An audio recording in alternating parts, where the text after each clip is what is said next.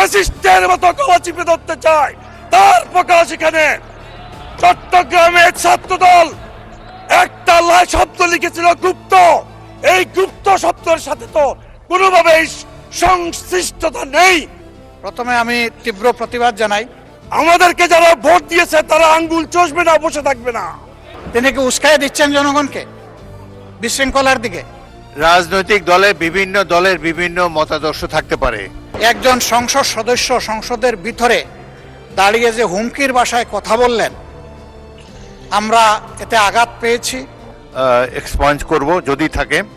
মাননীয় স্পিকার, আজকে বাংলাদেশ একটি শান্তি ও উন্নয়নের সমৃদ্ধির পথে এগিয়ে যাওয়ার জন্য এই বর্তমান সদ্যজাত সরকার কাজ করে যাচ্ছে।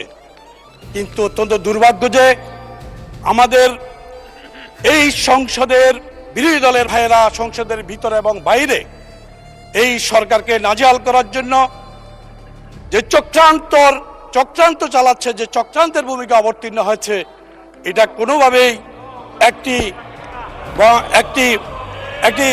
সুষ্ঠু বাংলাদেশে মেনে নেওয়া যায় না। মাননীয় স্পিকার, ৭১ সালের স্বাধীনতা যুদ্ধকে তারা মেনে নিতে পারে নাই।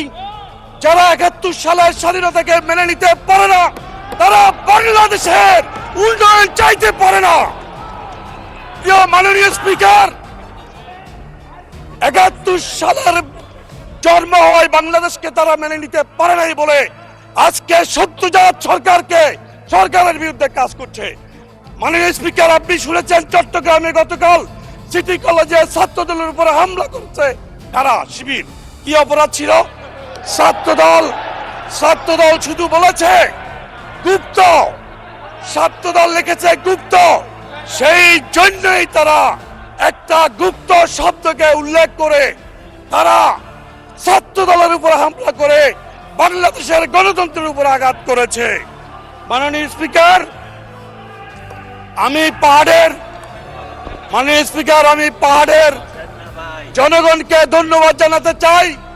পাহাড়ের জনগণ, পাহাড়ি বাঙালি সবাই আমাকে তৃতীয়বারের মতো নির্বাচিত করেছে।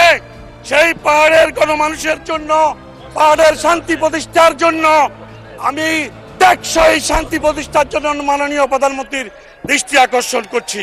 পাহাড় কৃষি নির্ভরশীল অঞ্চল, সেখানে কৃষকদের প্রাণের দাবি, কৃষককে টেকসই এবং আধুনিক শিক্ষায় শিক্ষিত করার জন্য ওখানকার মানুষকে কৃষি বিশ্ববিদ্যালয় অত্যন্ত জরুরি। পার্বত্য অঞ্চলের মানুষের চিকিৎসা কষ্ট দেখলে অসহায় লাগে। টারশিয়ারি লেভেলের বিশেষায়িত হাসপাতাল ও মেডিকেল কলেজ স্থাপন করার জন্য আমি আবেদন জানাচ্ছি। মাননীয় স্পিকার, বন রক্ষার জন্য, বন একটা সম্পদ আমাদের দেশের এবং জাতির। বিগত আওয়ামী লীগ সরকার, ফ্যাসিস্ট সরকার বনকে উজাড় করে দিয়েছে, ধ্বংস করে দিয়েছে। সেই বনকে রক্ষার জন্য মাননীয় স্পিকার, একটি বন গবেষণা অত্যন্ত জরুরি, যা দেশের অর্থনীতিকে সমৃদ্ধ করবে। মাননীয় স্পিকার, পাহাড়ের মানুষ অত্যন্ত অবহেলিত, তাদের জন্য টেকসই উন্নয়ন দরকার, গ্রামীণ উন্নয়ন দরকার। অতএব এই বিষয়ে সরকার নজর দিবে, এটা আমার দাবি। আজকে আমাদের বিরোধী দলের ভাইয়েরা খেপে উঠেছে এই সংসদে, গণতান্ত্রিকভাবে কথা বলার অধিকার দিতে চায় না। চট্টগ্রামের ছাত্রদল কি কথা বলেছে? গুপ্ত বলেছে। এই সংসদে আমরা নির্বাচিত হয়ে আসছি কথা বলার জন্য। বিরোধী দলের ভাইয়েরা আজকে কণ্ঠ চিপে ধরতে চায়, ফ্যাসিস্টের মতো গলা চিপে ধরতে চায়, তার প্রকাশ এখানে। চট্টগ্রামের ছাত্রদল একটা শব্দ লিখেছিল গুপ্ত। এই গুপ্ত শব্দের সাথে তো কোনোভাবেই সংশ্লিষ্টতা নেই। গুপ্ত মাননীয় সদস্য, আপনার 1 মিনিটে কনক্লুড করেন। শান্তি, 1 মিনিট কনক্লুড। স্থিতিশীলতা তারা চায় না। মাননীয় স্পিকার,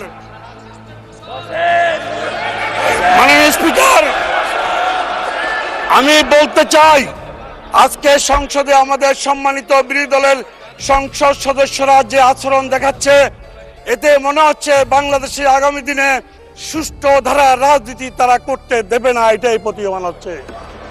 প্রিয় ভাইরা, বিরোধী দলকে আমি এটাও বলে দিতে চাই, আমাদেরকে যারা ভোট দিয়েছে তারা আঙ্গুল চষবে না, বসে থাকবে না, তারা প্রতিবাদ করবে। আমাদের ভোটাররাও তাকিয়ে তাকিয়ে থাকবে না। অতএব আমি তাদেরকে সবিনয় অনুরোধ করব, সরকারকে সাহায্য করুন। ফ্যাসিস্টের মতো বিভিন্ন দলের মতো বাংলাদেশকে অস্থিতিশীল করা ঠিক হবে না। আপনারা আসুন, আমাদের সাথে বাংলাদেশকে ফ্যাসিস্টের সময় থেকে ভিন্ন সময়ে আমরা বাংলাদেশকে এগিয়ে নিয়ে যাই। কোনোভাবেই যেন অতীতের ধন্যবাদ, ধন্যবাদ মাননীয় সদস্য। মাননীয় সদস্যবৃন্দ, রাজনৈতিক দলের বিভিন্ন মতাদর্শ থাকতে পারে, তাদের কথাবার্তাতে সবটাই পছন্দ হবে এমন কোনো ব্যক্তি নয়, কিন্তু অনুগ্রহ করে শুনুন, আমার কথাটি শুনুন। এখন আপনাদের একজন বক্তাকে আমি দিচ্ছি, উনি যা যা বলেছে প্রয়োজন হলে তারা আপনারা জবাব দিতে পারবেন। বক্তব্যের মাধ্যমে জবাব দেন। একজন বক্তাকে বক্তব্যের সময় অনুগ্রহ করে ডিস্টার্ব করবেন না। এখন বক্তব্য রাখবেন মোহাম্মদ আব্দুল বারী সর্দার। আচ্ছা, মাননীয় বিরোধী দলের নেতা বলেন, কিন্তু এই বক্তব্যের মাধ্যমেই জবাব দিবেন, এটাই না, আমরা না, আশা করি। না। কাউকে ডিস্টার্ব করবেন না, বলুন। না মাননীয় স্পিকার। জি, ধন্যবাদ মাননীয় স্পিকার। প্রথমে আমি তীব্র প্রতিবাদ জানাই, এখানে যে অসংসদীয় ভাষা ব্যবহার করা হয়েছে এটা এক্সপান্ড করা হোক। 2 নম্বর, একজন সংসদ সদস্য সংসদের ভিতরে দাঁড়িয়ে যে হুমকির ভাষায় কথা বললেন, আমরা এতে আঘাত পেয়েছি এবং আমরা আমাদের ক্ষোভ প্রকাশ করছি। জনগণ বসে থাকবে না তার মানে কি? তিনি কি উস্কাই দিচ্ছেন জনগণকে বিশৃঙ্খলার দিকে?